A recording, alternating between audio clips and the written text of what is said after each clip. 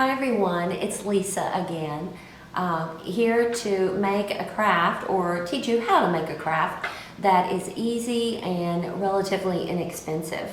Today we're going to be using our book.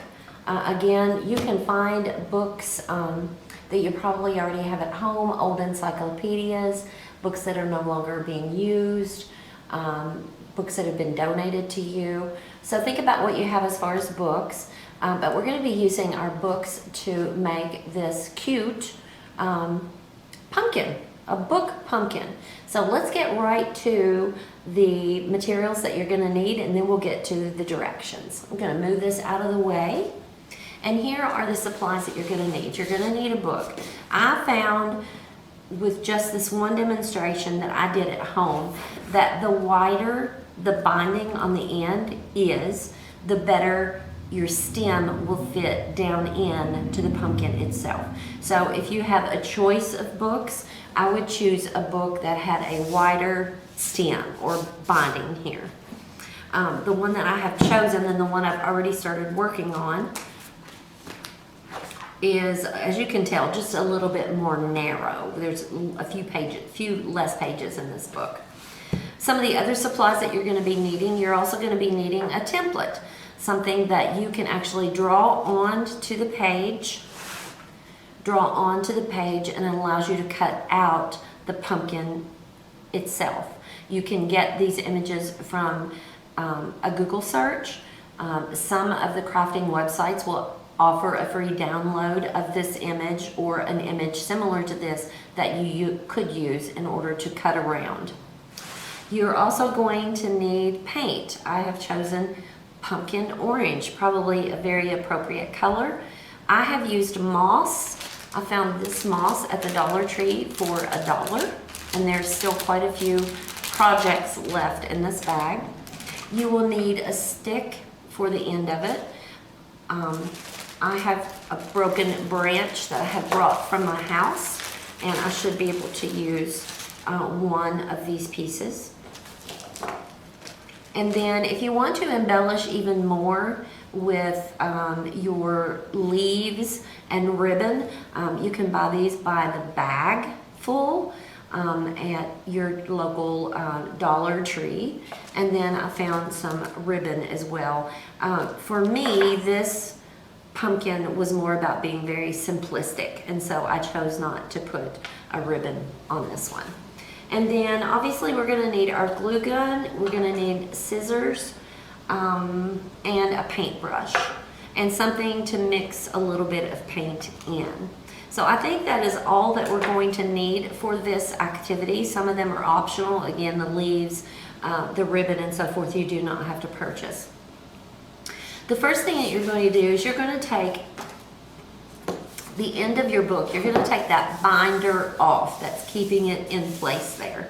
Now, we are not going to discard these because later on I will show you a way of turning these into really cute bookmarks, actual bookmarks that you can use while you're reading a book. But here are the two that I have pulled off, and I intend to upcycle these as I do most things. So I'm not going to throw these away. I will keep these. The next thing I'm going to do is make sure that I've got my pattern printed. This is on cardstock. You don't necessarily need cardstock. I just find it easier to use. I opened up my book. I want to make sure, you know, this was the book I wanted to use, obviously, before I took my binding off of it. But I opened up and took the first couple of pages out. In this book, they tend to be loose. If your book is brand new, not brand new. If your book has been read and it's discarded now and your book pages are in there nice and tight, then you do not need to cut out the first few. I did, because my first few pages were very loose. The second thing that I did is I actually placed this on top of my book. Actually, let me show you in this one a little bit easier. And I evened it up on the bottom because the bottom of this is actually what's causing it to stand up. And I put that in my crease, and then I did not bring a pen with me, but I'm simply going to trace around it. And about every 5 pages, 1, 2, 3, 4, 5, I'm going to draw another one, in the same location, making sure I push my template as far into the crease as I can. And I'm going to do another one. Now the reason I say 5 pages, there are various ways of doing this. Some of the websites and the YouTube videos that I saw used an X-Acto knife, and you actually cut around that. And I do not have the hand strength to cut all of this with an X-Acto knife. But I did find that if about every 5th page I made another one, that I could easily cut that with a pair of scissors. Now it took me maybe a little bit longer than wrestling with an X-Acto knife. You may prefer to use the X-Acto knife. I just found that this was easier for me. So I'm to the very back of this now. Notice I've kept this part of the binding intact. And you'll see that I have my template already drawn on here on the back. So I've got more than 5 pages, but I am going to cut around this. Oh, and that easily, more than 5 pages will easily work. That's cutting through there very smoothly.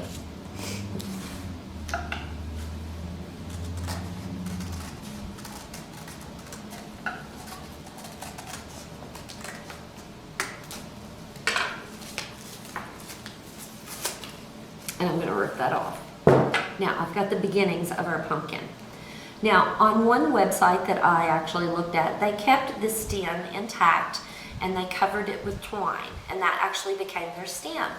The one that I'm doing uses the wooden stem. So I'm going to pop this off. Here probably is where the X-Acto knife would have come in handy.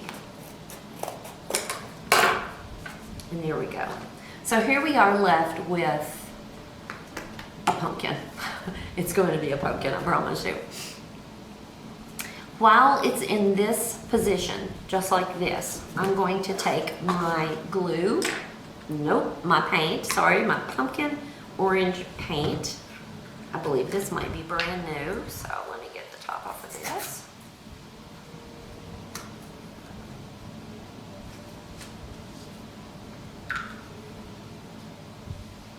And we don't need a lot because you're going to water it down. A full coat of just paint is going to cause the pages to stick together. But if you dilute this a little bit with water, if you add about half water, half paint into this and mix that up, it's going to go on a lot easier and your pages will not stick together. I'm using this brush, but you could use a foam brush, however you choose. Just don't forget to mix it with water. Mix, mix, mix. I'll obviously need more than this. And then once you get the water consistency that you like, all you're going to be doing is dipping and dabbing. I found the foam brush worked really well because I could use the end of it to get all of those little creases and the edges of the paper itself, as you can see from the pumpkin that we've got here, the demonstration pumpkin. Once this has dried, you can use a hair dryer. I don't know that it's going to dry that any more quickly because your pages are going to get a little wet around the edges here, obviously. You just painted them with a water paint mixture. So what I would do is I left mine overnight. I just let it dry just as it is. The next day I started fanning and making sure all of my pages were actually pulled apart. When I knew that they were all pulled apart, they were all dry, then I simply took let me move some of my supplies out of the way. I simply took my book and opened it up. Now with a wider binding, remember we were talking about the edge of the book, then your stem will slide right down in there and can be glued around it. With the narrow binder or binding on the edge, then all I'm able to do is glue the two sides together, and that's what we're going to do next. We're going to put our little stem on top rather than through the channel. A wider binding, again, you might be able to do that. I'm going to break this book up just a little bit more, make it a little bit more bendable. And I'm going to put a massive amount of glue in the corner, or in the seam.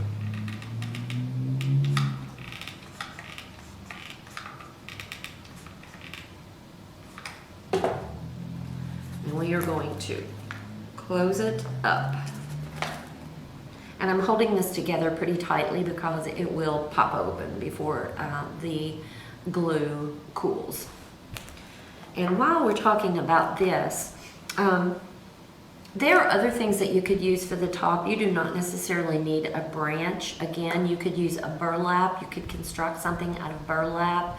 You could use twine around the binding that we cut off, the end of the binding. So there are other ways of constructing this.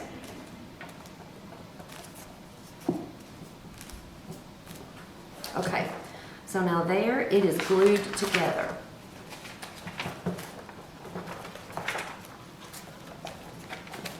You have to manipulate it some. And I will tell you this, just a little secret, to help that one actually open up. Now, after a period of time, this is going to open up just a little bit better. I want to take a clean hand, if I can, and smash those pages down. But in certain places on here, I actually put a little strip of glue to kind of help it stick together at the base, but not at the end. So use your glue gun to your advantage. You've got it there with you. If you need to put, for instance, I took out some images from this book. You can tell right here. It was just a map, something that I really didn't think would paint well. So I'm going to get the rest of that out of there.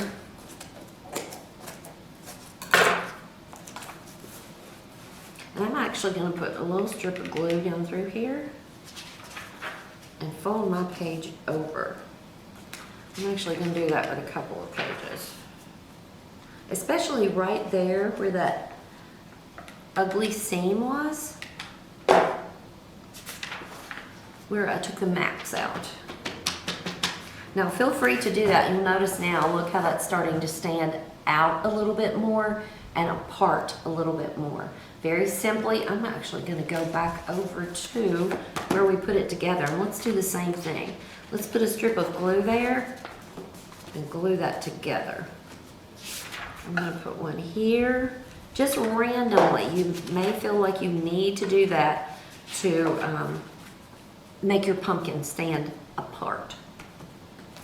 Okay, so once you've got it painted, once you've got everything separated the way that you want it, all your pages pulled apart, everything's fanned open, then the next step for this was to adhere the top of your pumpkin. I can't think of what it's called.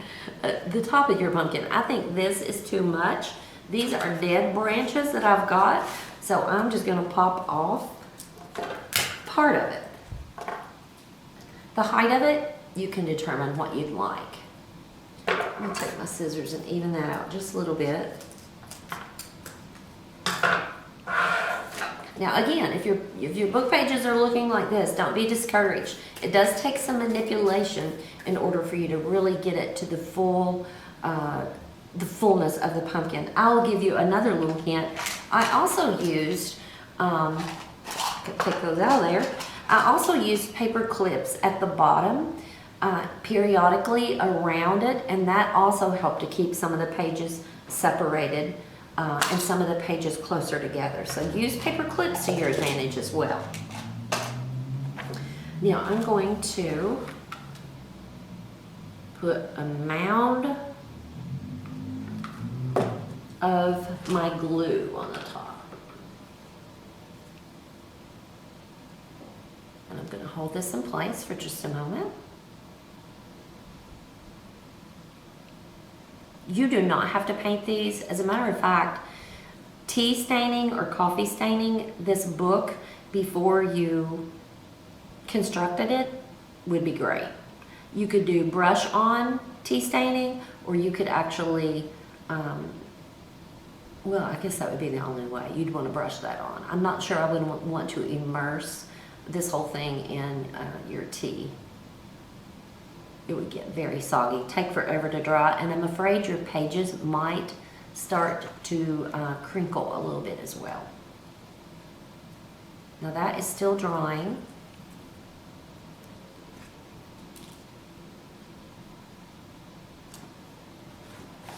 But we're getting there, as you can see. On this side over here, I don't know if you can tell that or not. Right here it's thick and right here it's thick. I will probably need to go through and separate a little bit more. Maybe put that strip of glue down in there to kind of keep some of those pages divided a little bit better. Now, for the very top of it, I'm just going to move this one over to the side. For the very top of it, I just used the moss. As a matter of fact, I would like to have more moss. I think for this, the simpler the better. It kind of is an art piece that kind of speaks for itself. It really doesn't need a lot of adornment. But that being said, it would be easy to put a fall leaf here. It would be easy to put, I have this bright orange bow on the top. It would also be easy to make a fun bow out of the orange burlap or this gray burlap. Either one of those would be great as well. But just remember, that will make the top of your pumpkin a little bit heavier. You choose how you decorate it. But I do want more moss on here. So I'm going to go ahead and get my moss out. This moss can be purchased at the Dollar Tree. It is messy, but once you get it glued on there, I think you'll enjoy it. I think you'll enjoy the look. I'm going to put a drop more glue on there. It's pretty simple.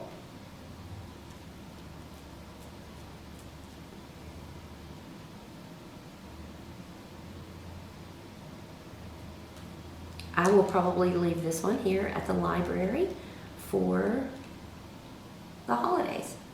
I also am making one in November that is a turkey. So if you'd like a fun centerpiece for the holidays, hopefully we can all get together for the holidays, then tune in for the turkey book page art piece. And it's cute. It really is cute. I'm putting more moss at the top.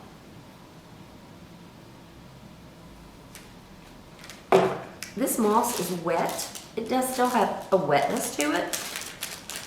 I think that's from the coloration of it. But I'm picking through here to find some really good pieces. Some of this is a little brown. I don't want to use that.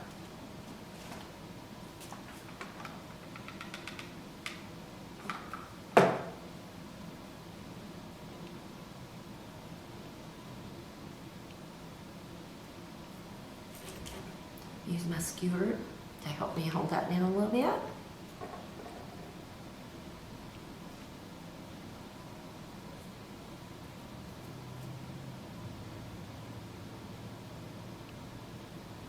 Now, if you look online, you can see that you can make these into any shape that you want to. I saw an apple. It was a little shorter. Basically the same pattern that we used. It was just a little bit shorter. And it was cute. What a great teacher's gift. Okay. And there we go. We've added just a little bit more moss at the top. Again, it's very simple, but you could decorate as you would choose. I hope you enjoyed this fun little craft. It's super easy to do. It is time consuming, especially cutting out your pages, but be patient. Do let your pages dry before you move on to any other work on it. Otherwise, you're going to have messy pages. If you choose not to paint them, no big deal. I think that's still going to make a great looking pumpkin as well. Embellish it as you choose and display it somewhere where you'll be proud of it, because I know it's going to turn out great. Thank you for tuning in. I hope you enjoyed this craft, and keep crafting.